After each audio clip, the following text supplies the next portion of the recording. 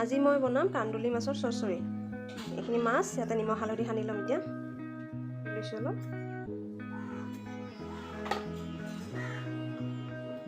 হালধি দি লৈছোঁ।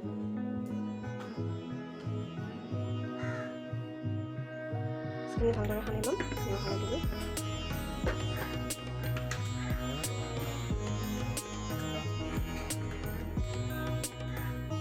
এটা তেল গৰম কৰি লৈছোঁ। তেলখিনি এতিয়া মই মাছখিনি ভালদৰে ভাজি ল'ম আৰু আজি বনাম কান্দুলি মাছৰ চৰচৰি।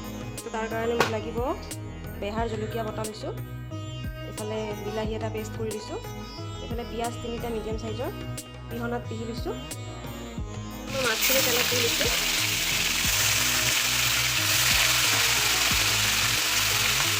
এটা চাইড হৈ গৈছে, এইটো চাইড উল্টাই ল'ম।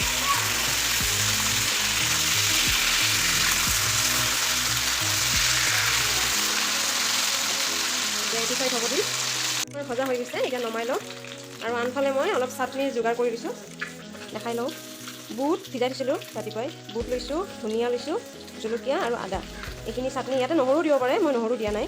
এইখিনি মই চাটনি বনাই ল'ম, মিক্সিৰ জাৰটোত লৈ লওঁ। মই বুট, আদা, জলকীয়া আৰু ধনিয়াখিনি লৈ ল'লোঁ। ইয়াতে এতিয়া আধা চামুচ নিমখ দি লৈছোঁ। নিমখটো বাৰু পিছত সোৱাদ অনুসৰি চাই ল'ম, যদি কম হয় আৰু অলপ দি ল'ম। এতিয়া কমাই দিছোঁ, বেছি হৈ যাব পাৰেতো। এতিয়া এইখিনি মই চাটনি বনাই ল'ম মিক্সিত দি কিনে। চাটনিবোৰ ৰেডি হৈ গ'ল। ইয়াতে অলপমান কেঁচা তেল দি ল'ম।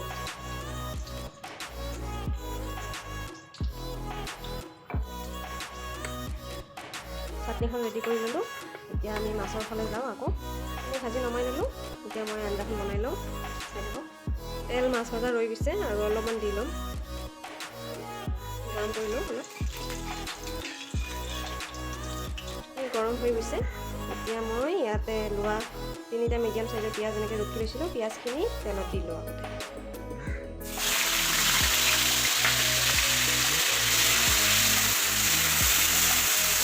অলপ ৰংচোৱাকৈ ভাজি ল'ম। পিঁয়াজখিনি আমাৰ ৰংচোৱা হৈ গ'ল। এতিয়া মই ইয়াতে বিলাহীখিনি পিহনা পিহি থৈছিলোঁ, এইখিনি বিলাহীখিনিও দি ল'ম।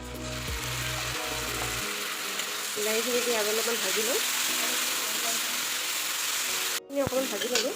এতিয়া মই দি ল'ম আধা চামুচ নিমখ, চামুচ হালধি, চামুচ ধনিয়া পাউডাৰ। এইখিনি অলপ ভাজি ল'ম।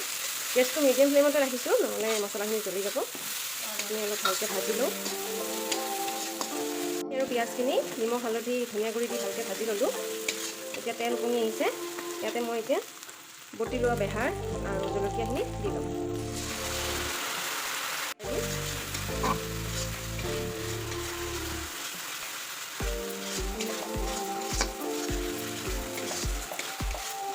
অলপ টাইম ভাজি ল'ম, 2 মিনিটমান। আপোনালোকে কোনে কোনে এনেদৰে খাই পাইছে মোক কমেণ্ট কৰি জনাব। আৰু যিসকলে খাই পোৱা নাই এবাৰ ট্ৰাই কৰি চাব ৰেচিপিটো। এইখিনিও আমি ধুনীয়াকৈ ভাজি ল'লোঁ। এতিয়া মই এইটো বাতিৰে 2 বাতি পানী দি ল'ম। পানী বহুত বেছি দিব নালাগে, কাৰণ এইটো অলপ শুকানে থাকিব আঞ্জাখন। এইখিনি উতল অহাৰ বাবে ঢাকন এখন লগাই দিম। ঢাকন দি মই উতল অহাৰ বাবে গেছটো অলপ মিডিয়াম ফ্লেম কৰি থৈ দিম। উতলি গৈছে। এতিয়া মাছখিনি দি ল'ম। এডোখৰকৈ গোটেইখিনি মাছ মই আঞ্জাত দি ল'ম।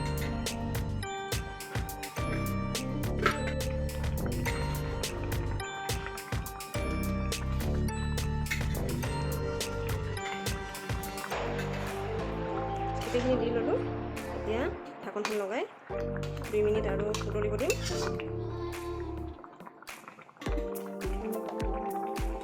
ঢাকনখন দি গেছটো মিডিয়াম ফ্লেম কৰি 2 মিনিট আৰু উতলি ল'ব দিম।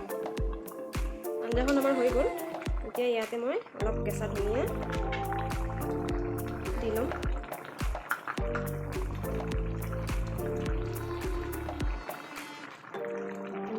আৰু বেহাৰৰ লগত 2টা জলকীয়া দিছিলোঁ মই বটি, কিন্তু আৰু এইফালে 4টা জলকীয়া মই ফালি লৈছোঁ এনেদৰে। মই দি দিম ইয়াতে। গেছটো অফ কৰি দিম। আঞ্জাখন হৈ গ'ল, গেছ অফ কৰি দিলোঁ।